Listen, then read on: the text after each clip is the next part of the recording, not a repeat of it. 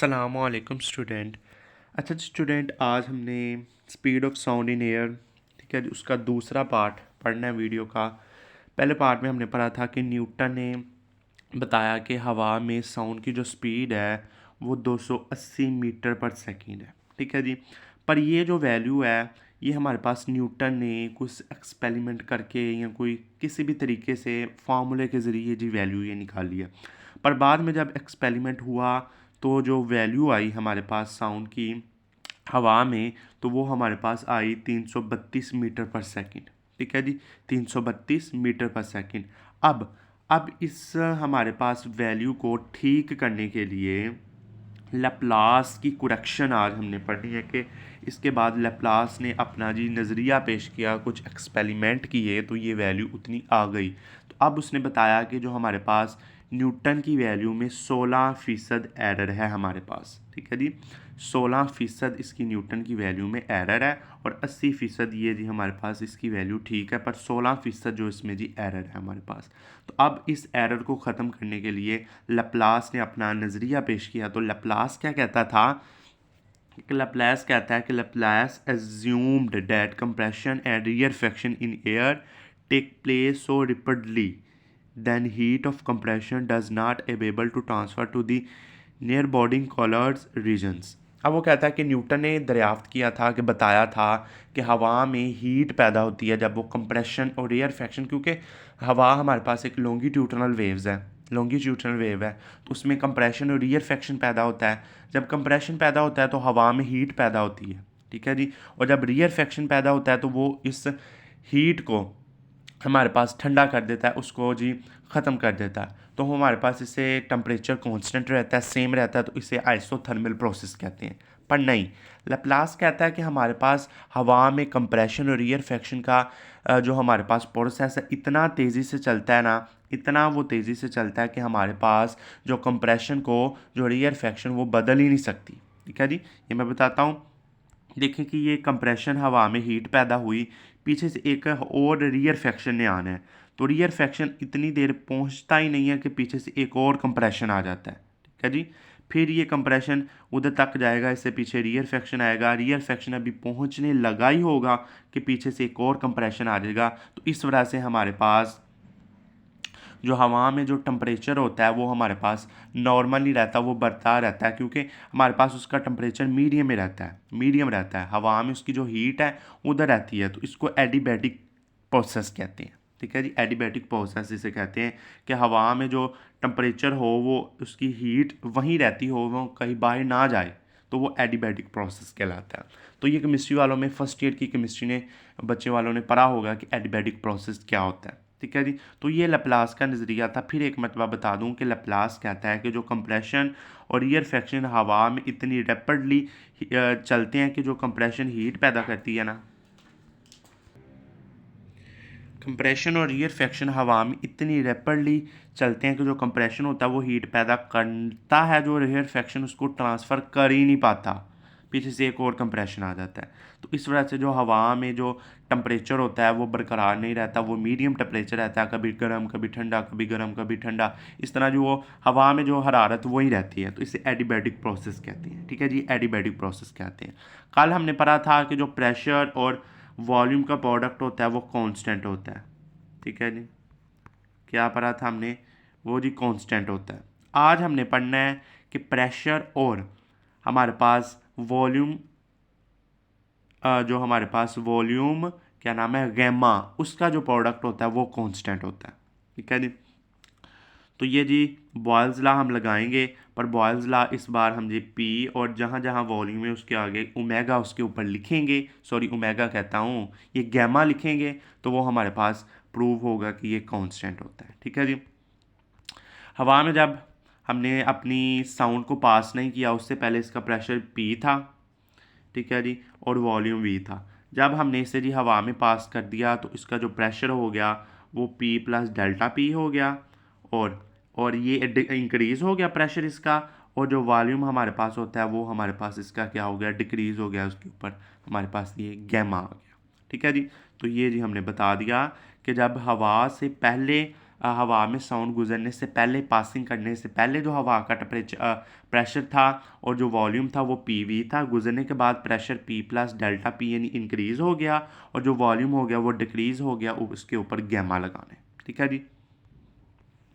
अब जी गैमा क्या होता है?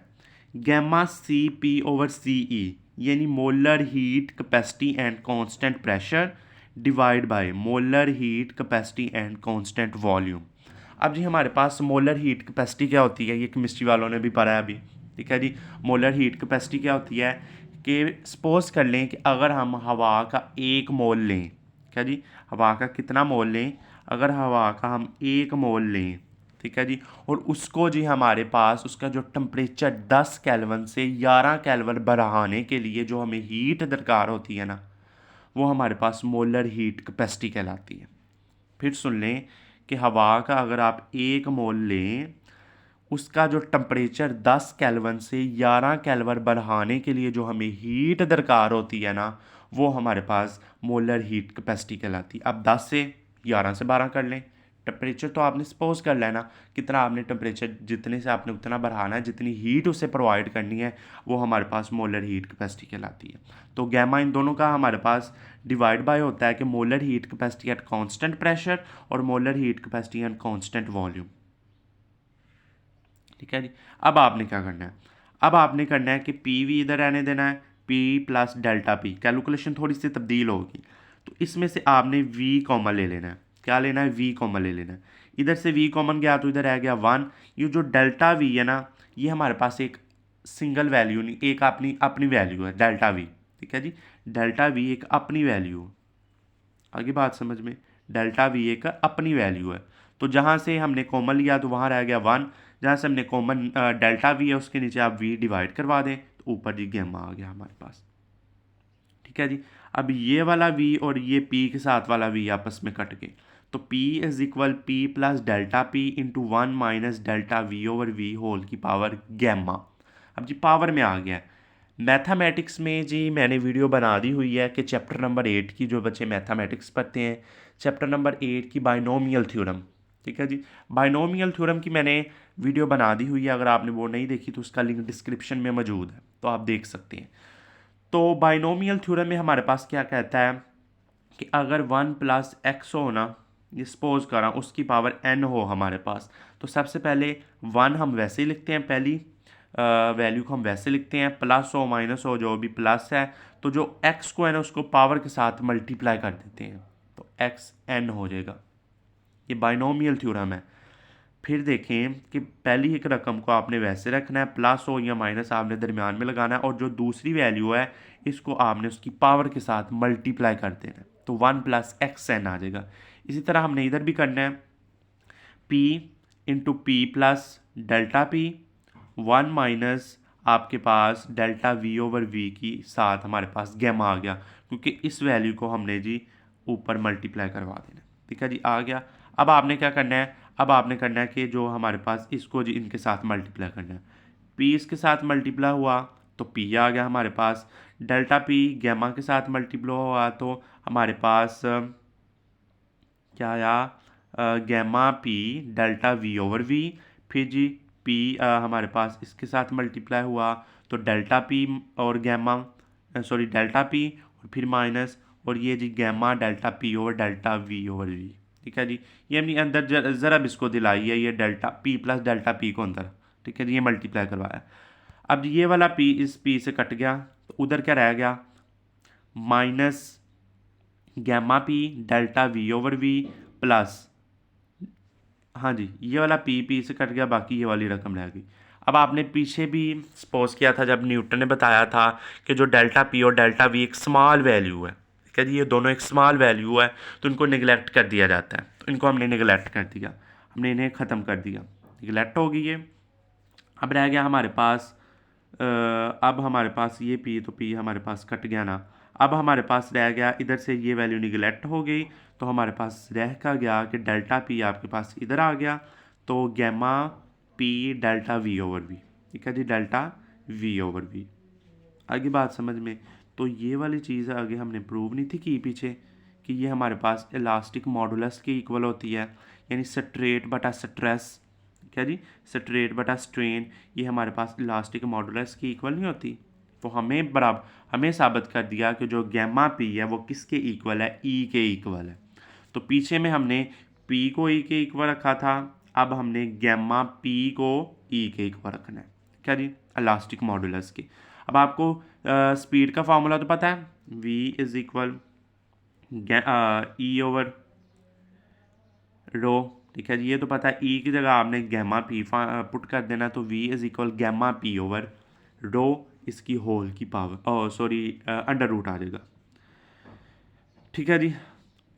अब आपको पता है कि हमारे पास रो की वैल्यू हवा में डेंसिटी 1.29, ठीक है जी, और इसका हमारे पास प्रेशर 10 16 25 यानी 1.01 मल्टीप्लाई 10⁵ न्यूटन पर मीटर स्क्वेयर। अब इसके हमारे पास गैमा की वैल्यू हमारे पास क्या होगी, ठीक है जी, गैमा की वैल्यू हमारे पास क्या होगी। अब गैमा की वैल्यू हमने किस तरह निकालनी है, इधर हमारे पास एक छोटा सा टेबल बना होगा, नहीं जी साथ में इधर छोटा सा टेबल, चलो मैं वैसे ही आपको बता देता हूँ कि गैमा की वैल्यू आप किस तरह फाइंड कर सकते हैं। केमिस्ट्री में पढ़ा होगा बच्चों ने, फर्स्ट ईयर की केमिस्ट्री में और 9th क्लास की केमिस्ट्री में, मोनोअटॉमिक मॉलिक्यूल, डायटॉमिक मॉलिक्यूल और ट्राइएटॉमिक मॉलिक्यूल। क्या जी, मोनोअटॉमिक मॉलिक्यूल होते हैं जिसमें एक मॉलिक्यूल हो, डाई में 2 और ट्राई में 3, ठीक है जी। अब जो मोनोअटॉमिक मॉलिक्यूल होते हैं उसकी जो हमारे पास वैल्यू होती है वो होती है 1.67, ठीक है जी, 1.67। डायटॉमिक मॉलिक्यूल की हमारे पास वैल्यू होती है 1.41, ठीक है जी, 1.41। और हमारे पास ट्राई एटॉमिक मॉलिक्यूल की वैल्यू होती है 1.29, ठीक है जी। हम गैमा को एक डाई एटॉमिक मॉलिक्यूल कंसीडर करते हैं, कौन सा कंसीडर करते हैं, एक डाई एटॉमिक मॉलिक्यूल। तो गैमा की वैल्यू आपके पास आ जाएगी 1.41। तो गैमा की वैल्यू आपने 1.41 पुट की, तो हमारे पास ये पी ओवर रो का हमारे पास पीछे प्रोडक्ट कितना था 280, इनको आपस में मल्टीप्लाई करवाया, इनका अंडर रूट लिया, तो हमारे पास स्पीड आ गई 333 मीटर पर सेकेंड, ठीक है जी, 333 मीटर पर सेकेंड। अब ये तो स्पीड हमारे पास 332 थी जो एक्सपेरिमेंटर है, हवा में साउंड की स्पीड, ये आ गई 333। तो ये हमारे पास करेक्ट वैल्यू लेप्लास ने बता दी कि हवा में साउंड की स्पीड 332 मीटर पर सेकेंड है, ठीक है जी। तो ये वो कहता था कि हमारे पास हवा में स्पीड है, तो न्यूटन ने 280 निकाली थी, तो लेप्लास ने इसको गलत साबित करके जी 280 से 332 मीटर पर सेकेंड बता दी, ठीक है जी। ये था हमारा लेप्लास का नज़रिया कि वो कहता कि हमारे पास हवा में साउंड की स्पीड इतनी है, ठीक है जी। तो ये था आज का हमारा लेक्चर, हमारा लॉन्ग क्वेश्चन कंप्लीट हुआ। तो इस वीडियो में इतना, इंशाल्लाह अगली वीडियो में हम जी effect on speed of sound in air में स्पीड के जो हमारे पास इफेक्ट है वो हम अगली वीडियो में पढ़ेंगे। इस वीडियो में इतना, इंशाल्लाह अगली वीडियो में मुलाकात होगी आपसे। अल्लाह हाफिज़।